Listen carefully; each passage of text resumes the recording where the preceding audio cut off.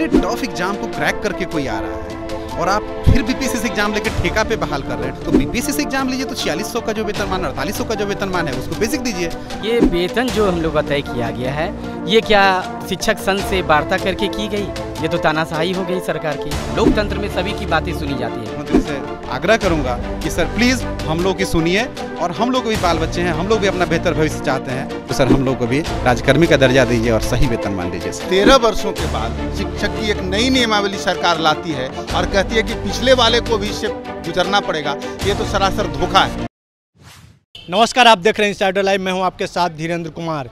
बिहार सरकार के नई शिक्षक नियमावली का सीटेट स्टेट उत्तीर्ण अभ्यर्थी विरोध कर रहे थे, लेकिन अब बिहार माध्यमिक शिक्षक संघ भी इसका विरोध कर रहे हैं। हम इस वक्त मौजूद हैं डीएम कार्यालय के बाहर, जहां पर जो बिहार माध्यमिक शिक्षक संघ के जो शिक्षक हैं वो विरोध कर रहे हैं, पहुंचे हैं डीएम कार्यालय। आप लोग डीएम कार्यालय पहुंचे हैं, क्या मांग है आप लोगों की? हम लोग का मांग है, नई शिक्षक नीति जो आई है, बनी हुई है, हम लोग इसके विरोध में आए हुए हैं और नया नियमावली आई है, इसको विरोध में हम लोग धरना प्रदर्शन किए हैं।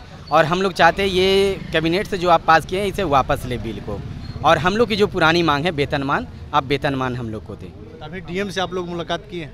हाँ, अपना प्रपत्र जो है उन्हें सौंप दिए हैं। कार्यालय तो बंद था, मगर हम लोग ने अपना पत्र सौंप दिया है।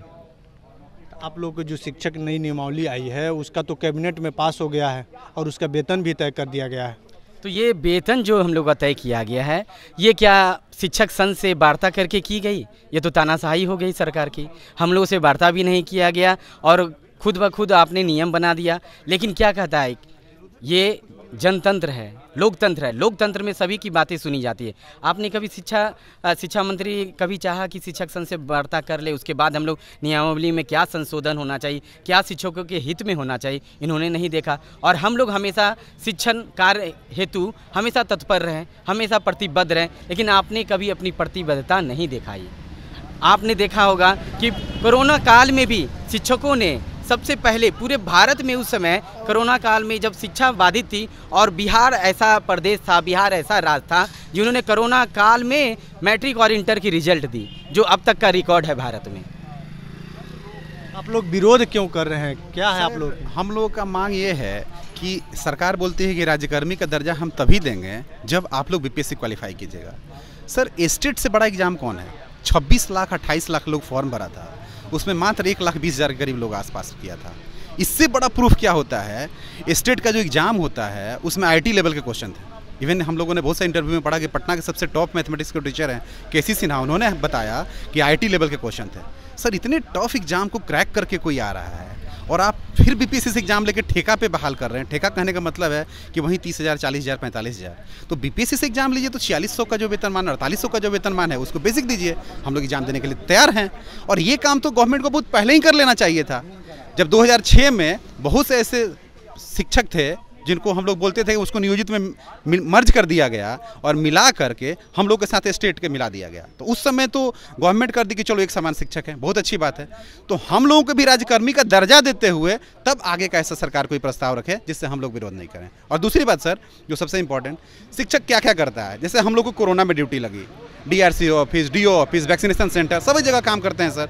वैक्सीनेशन सेंटर पे काम करने के बाद हम लोग फिर कॉपी भी चेक किए कोरोना काल में, बच्चों को पढ़ाए भी, ऑनलाइन हो ऑफलाइन हो, पढ़ाने के बाद रिजल्ट भी सबसे पहले दिए। किसी राज्य का यदि रिजल्ट अच्छा हो रहा है तो इसमें सबसे बड़ा योगदान शिक्षक का है कि किसी दूसरे आदमी का? आप खुद सोचिए, शिक्षक अच्छा पढ़ाता है तभी तो अच्छे रिजल्ट होते हैं, शिक्षक अच्छे से इवैल्यूएशन करते हैं तभी तो अच्छे रिजल्ट होते हैं। जब शिक्षक इतना काम कर रहे हैं तो शिक्षक के पेट पे क्यों लात मार रहे हैं? इसलिए मैं माननीय मुख्यमंत्री से आग्रह करूंगा कि सर प्लीज़ हम लोग की सुनिए, और हम लोग भी बाल बच्चे हैं, हम लोग भी अपना बेहतर भविष्य चाहते हैं, तो सर हम लोग को भी राजकर्मी का दर्जा दीजिए और सही वेतनमान दीजिए। सरकार परीक्षा की तैयारी कर रही है और आप लोग विरोध कर रहे हैं। हम लोग परीक्षा का विरोध नहीं कर रहे हैं, हम लोग सरकार की नीतियों का विरोध कर रहे हैं। सरकार ने जिस समय जो मापदंड निर्धारित किया, 2011 में सरकार ने एसटीटी का मापदंड किया, टीटी का मापदंड किया कि मैं शिक्षक की बहाली एसटीटी से करूंगा। सभी लोगों ने एसटीटी उत्तीर्ण होकर के आया, परंतु आज 13 वर्षों के बाद शिक्षक की एक नई नियमावली सरकार लाती है और कहती है कि पिछले वाले को भी इससे गुजरना पड़ेगा। तो ये तो सरासर धोखा है, और मैं समझता हूँ कि सिर्फ इसलिए हो रहा है क्योंकि सरकारी स्कूल में मैक्सिमम गरीब, शोषित और वंचित पीड़ितों के बच्चे पढ़ रहे हैं, जिसको कोई देखने वाला नहीं है। और हम शिक्षक वैसे बच्चों को आगे लेकर के एक पैर पर खड़ा होकर हम लोग काम कर रहे हैं, चाहे वो कोरोना का काल हो जिस रूप में। आज रिजल्ट को देख लीजिए, हमारे बिहार विद्यालय परीक्षा समिति को पूरे भारत में अच्छा चल रहा है। और जैसे आप लोग का क्वेश्चन होता है कि हम लोग परीक्षा से क्यों डरते हैं, हम लोग परीक्षा से नहीं डरते हैं, लेकिन आप हमसे 17 साल 20 साल सेवा ले लिए और मेरे खून को चूस लिया आपने 11,000 रुपये में, कभी 21,000, कभी 5,000 बढ़ा के। यहाँ तक कि सुप्रीम कोर्ट ने भी आपने हलफनामा जो दिया उसमें नहीं कहा कि मैं एग्जाम लूँगा। और आज आप एक नई में नियमावली बैठ करके बंद कमरे में बजा रहे हैं। जो सरकारें, जो तेजस्वी जी हम लोगों के समर्थन में कहा था कि पूर्ण वेतन मैं दूंगा, आज वो भी चुप हैं, तो हम लोग क्या कर सकते हैं। हम लोग शिक्षक इसलिए सड़क पर अपने विरोध को दर्ज कर रहे हैं कि गरीबों को सुनिए और गरीब के बच्चों का सोचिए, जो उनको पढ़ा रहे हैं। शिक्षक को सम्मान दीजिए, तभी बिहार का सम्मान लौटेगा। आगे आप लोग क्या करेंगे, सरकार आपकी बातों को नहीं मानती? अभी हम लोग जिला स्तर पर यह कार्यक्रम था, इसके बाद प्रमंडल स्तर पर हम लोग धरना देंगे और इसके बाद धीरे राज्य स्तर पर जब आएंगे। और जब हम लोग गरीब के बच्चे को नहीं पढ़ा पाएंगे, वहाँ सम्मान नहीं सरकार दे पाएगी, तो फिर हम लोग सड़क पर बैठ जाएंगे और फिर हमें सरकार या तो उठा के बिक दे, जेल में डाल दे, जहाँ ले जाना ले चाहे। जब अपना सम्मान ही नहीं बचेगा तो फिर हम लोग शिक्षक किस लिए?